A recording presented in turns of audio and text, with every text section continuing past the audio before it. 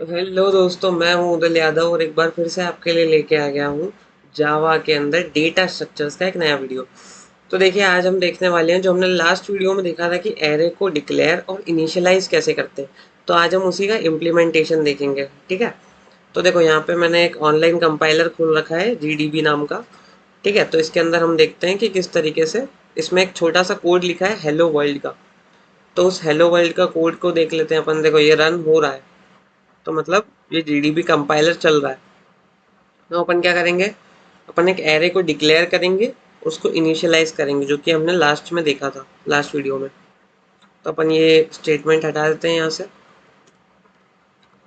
अब अपन एक एरे को डिक्लेयर कर लेते हैं। तो एरे को डिक्लेयर करने के लिए मैंने क्या बताया था, पहले अपने को उसका डेटा टाइप लिखना है। देन अपने को ये लगाना है ब्रैकेट्स, एंड देन उस एरे का नाम। तो अपन ने एरे का नाम लिया ARR। ठीक है। इक्वल्स टू, इक्वल्स टू अभी नहीं लिखते, सिर्फ अपन ने क्या करा, डिक्लेयर कर दिया। ये हो गया एक प्रोसेस डिक्लेयर करने का। दूसरा प्रोसेस क्या बताया था मैंने, कि मान लो कि अपन ने ऐसे लिख दिया एंड, फिर ऐसे, एक सेकेंड, ये ARR और फिर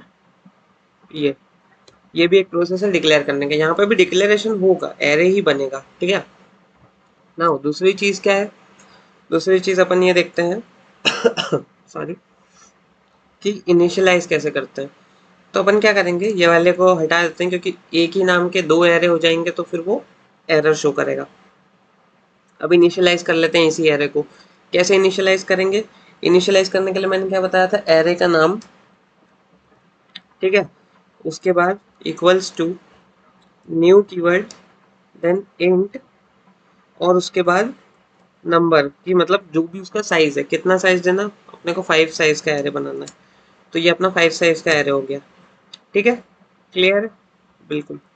अब क्या करेंगे अपन, अब मान लो कि हमें एक एरे के अंदर एक वैल्यू स्टोर करनी है, और ये 5 क्या है, ये इंडेक्स है। मतलब 5 हो गया, 0 1 2 3 4, यहाँ तक जाएगा, 0 से स्टार्ट है और 4 तक। तो मतलब क्या है, 5 साइज है एरे का।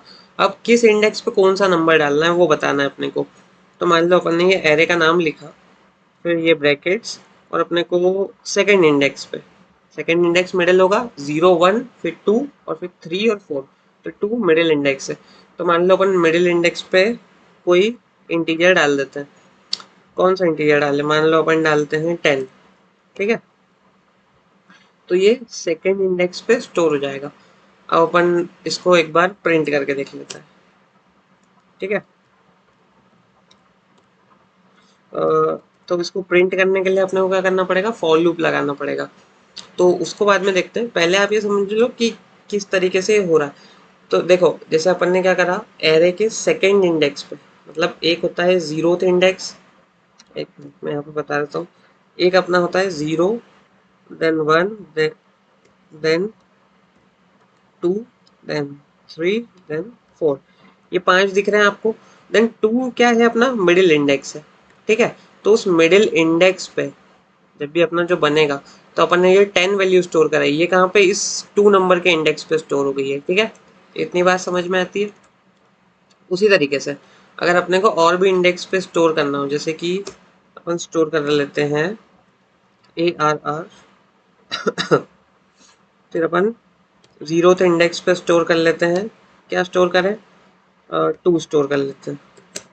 फिर क्या करेंगे, अब अपन नेक्स्ट कौन सा इंडेक्स पे, फर्स्ट इंडेक्स पे स्टोर कर लेते हैं 4 को। फिर क्या करेंगे अपन, अब अपन सारे इंडेक्स पे ऐसे स्टोर करता जाता हूँ मैं।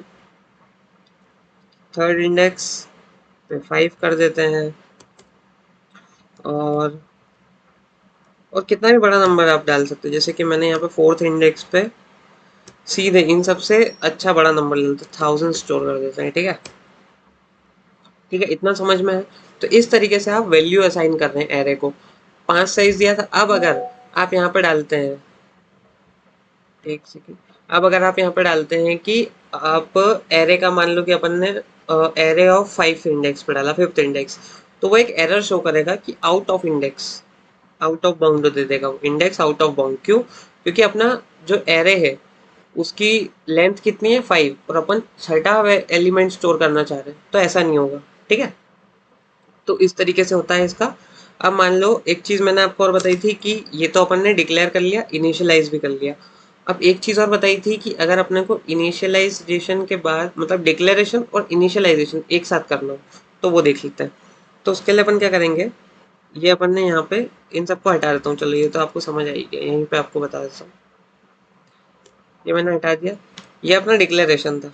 ठीक है, बस यहीं से आप इक्वल्स टू लगाओ, देन न्यू, देन इंट, और ब्रैकेट में 5 साइज कर दिया। ये अप्रोच भी बिल्कुल सही है। ठीक है, क्या हुआ, हमने 5 साइज जो है उसको एलोकेट कर दिया कि एरे का साइज भैया 5 होगा, उसको इंडेक्स भी क्रिएट हो गए होंगे 0 1 2 3 4। ठीक है, अब बोला नहीं नहीं, हमने एक और चीज देखी थी कि एक न्यू लगा दे और इंट, इनकी जगह हम ये लगाए ही नहीं और डायरेक्ट एरे को स्टोर करा दे, तो वो भी कर सकते हैं। जैसे इंट ARR कर दिया अपन ने। तो एक मेथड तो ये है कि आप यहाँ पे क्या करो, एक ये कर्ली ब्रेसेस लगाओ और उसके बाद डायरेक्ट यहाँ पे स्टोर करा दो 1 2 3 4 5। ठीक है, 5 हो गए। तो इस तरीके से आप स्टोर करा दो, या तो या उसके अलावा एक चीज और क्या कर सकते हैं अपन, जैसे ये हो गया एक डिक्लेरेशन और इनिशियलाइजेशन।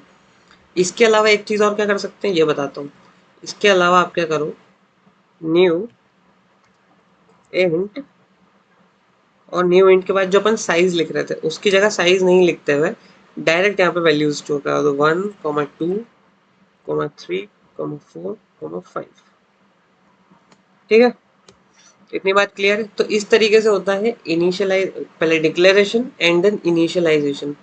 तो इस वीडियो को अपन यहीं पे ओके करते हैं, देन अपन नेक्स्ट वीडियो में देखेंगे कि प्रिंट कैसे कराते हैं और उसके अंदर जो भी डिफरेंट डिफरेंट ऑपरेशंस होते हैं। ओके, तो ये अभी के लिए